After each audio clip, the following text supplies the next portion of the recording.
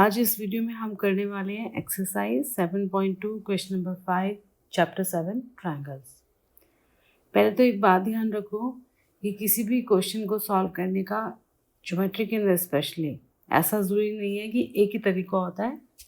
अब जैसे for example ये क्वेश्चन है, जो मेथड मैं बताऊंगी हो सकता है आपके दिमाग में कोई और आइडिया है, आप किसी और मेथड से करना चाहो। एज लॉन्ग एज आपका रीजनिंग करेक्ट है कोई भी मेथड चलेगा, ठीक है।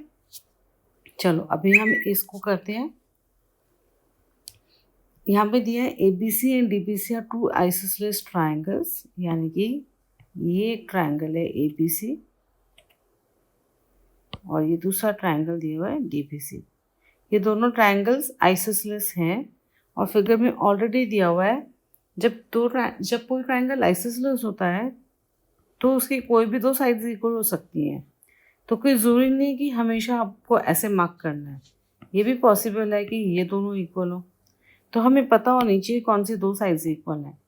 तो यहाँ पर इस क्वेश्चन में जब ABC आइसोसेलेस है तो हमें खुद से नहीं मालूम, क्वेश्चन में दिया हुआ है, आपको विजुअली मार्क किया है, ऐसे दिखाया गया है।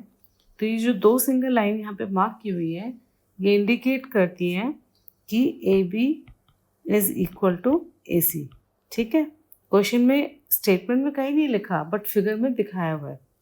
ऐसे ही जब हम DBC की बात कर रहे हैं तो ये दो लाइंस बनी हुई हैं, टू डबल लाइंस, तो ये इंडिकेट कर रही हैं DB is equal to DC। तो ये हमारे पास गिवन है, ओके। साथ ही साथ यहाँ पे ये भी बोला on the same base BC। ये इसका हालांकि क्वेश्चन सॉल्व करने में कोई ज़्यादा रोल नहीं है बट आपको अंडरस्टैंडिंग के लिए पता होना चाहिए यहाँ पे सेम बेस BC का मतलब क्या हुआ। इसका मतलब ये हुआ कि ये वाला जो ट्राइंगल है ABC, ये इसका बेस है BC, ठीक है। और जब हम बात करते हैं इस ट्राइंगल DBC की, उसका बेस भी है BC, तो दोनों के पास कॉमन बेस है, ठीक है। दोनों एक ही बेस के ऊपर ट्राइंगल्स हैं, okay. Now show that angle ABD, अब हमें शो क्या करना है, हमें शो करना है ये एंगल और एंगल ACD आर इक्वल, ठीक है। तो हम क्या करते हैं इसके लिए, सबसे पहले हम इसको एंगल 1 एंड एंगल 2 मार्क कर लेते हैं और इसको एंगल 3 और एंगल 4 मार्क कर लेते हैं। तो लिखने से पहले हम थोड़ा समझ लेते हैं। जब हमें बोला है AB is equal to AC, तो हमें एक प्रॉपर्टी पता है कि जब एक ट्रायंगल में दो साइड्स इक्वल होती है, कोई भी दो साइड्स जब ट्रायंगल में इक्वल होती हैं तो उनके ऑपोजिट जो एंगल्स होते हैं वो भी इक्वल हो जाते हैं। तो इसका मतलब ये हुआ कि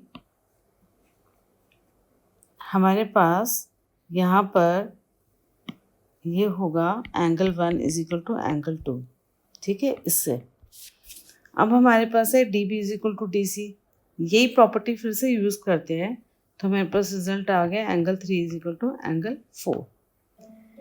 तो ये जो angle 1 is equal to angle 2 आया था और 3 इज इक्वल टू 4 आया था, अगर हम इनको ऐड कर दें तो angle 1 plus angle 3 is equal to angle 2 plus angle 4 हो जाएगा। और ऐड करने से ये पूरा का पूरा एंगल 1, ये वाला और ये पूरा का पूरा एंगल इक्वल हो जाएगा। बस ये वाली स्ट्रैटेजी हम यूज़ करने वाले इस क्वेश्चन को सॉल्व करने के लिए, ठीक है। चलो शुरू करते हैं। हम लिखते हैं in triangle ABC angle 1 is equal to angle 2 because angles opposite to equal sides are equal, okay। इसको मार्क कर लो 1। अब आ जाते हैं दूसरे ट्रायंगल पे। In triangle BCD angle 3 is equal to angle 4, same reason, angles opposite to equal sides are equal. इसको mark कर लो 2. Okay, now we simply add 1 and 2. So हमारे पास क्या रिजल्ट आया?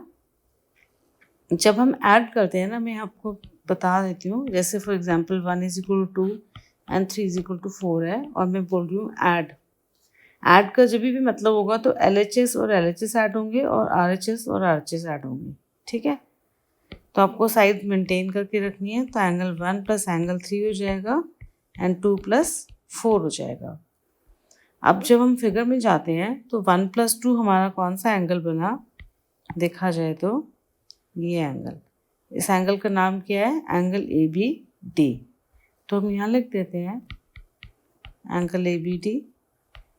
अब 2 प्लस 4 के लिए वापस फिगर में जाते हैं तो 2 प्लस 4 हो गया ये वाला एंगल, और ये हो गया एंगल ACD.